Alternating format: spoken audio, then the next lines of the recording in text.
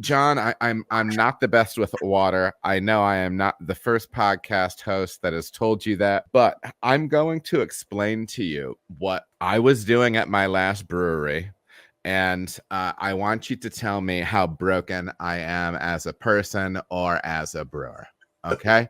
So when I explain water chemistry to people, the first two, the first two bullet points I tell them is, you want charcoal filtration, and you want to be able to manage your pH with the food grade acid. Okay. And then really beyond that, I think maybe it was you that said years ago that the water chemistry is the seasoning, the salt and pepper. For a dish, you can either, do you remember saying that? I've been saying something similar to that for years. So yeah. Well, it's a great analogy. So take ownership of it. And but no, it's true, because you really can make a dish great with the right seasoning, and you can absolutely punish a dish with too much. And so what I have been doing, so I was just at a brewery called Cartridge. We were in a situation where and I might be saying this wrong, but I believe the alkalinity of our water was so high it was very difficult to bring the pH down with acid. Yeah. Does what I said is what I just said sound like? Does that make sense? Oh yeah, yeah.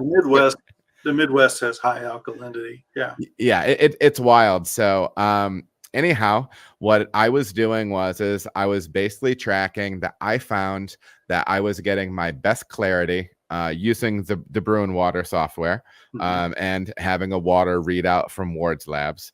I was getting my best clarity with my beers when my final calcium in the beer was anywhere between 80-90 parts. Yeah. And then I would manipulate up or down my chloride and sulfate. And that was really it. For my hazy stuff, I would push that chloride way up, because that's what so many people are doing. But other than that, it would be more measured. And in general, I was using more chloride than sulfate.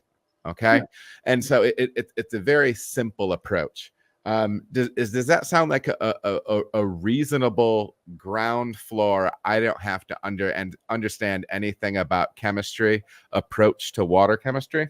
Yeah, absolutely. The bane of brewers is alkalinity, because especially in the Midwest and in similar parts of Europe, where you have, alkalinity from the limestone, seas of millennia ago. The alkalinity buffers the mash pH. And so we, as brewers, we try to get our mash pH down to that 5.2 to 5.6 range. The amylase enzymes convert starches to sugars most efficiently at the upper end of that range, 5.8 to even 6. But the trouble is, when you're at pH of 6, that's where you start to get leaching of tannins and silicates from the grain husks. So we bring the pH down a little bit to avoid that, get a better tasting beer. Conversion is still really good. We just avoid the astringency. So that's like the first priority, is getting our mash pH in that range for good conversion, yet avoiding astringency. After we've done that, now we can look at what salts are we adding to do this. Are we adding calcium chloride, calcium sulfate, magnesium sulfate? Balancing that sulfate to chloride ratio to accentuate the style we're making. As you say, hazies with more emphasis on a sweeter malt character to round out that beer. You're going chloride heavy. West Coast IPA, on the other hand, where it's hoppiness and an aggressive bitterness, there's where we're going with the sulfate heavy. Sure. And that's essentially it. I mean, you can go a step further and saying, okay, what is the mineral structure of this style? Is this a soft style like Kolsch, or is it a more robust style like Pale Ale or IPA?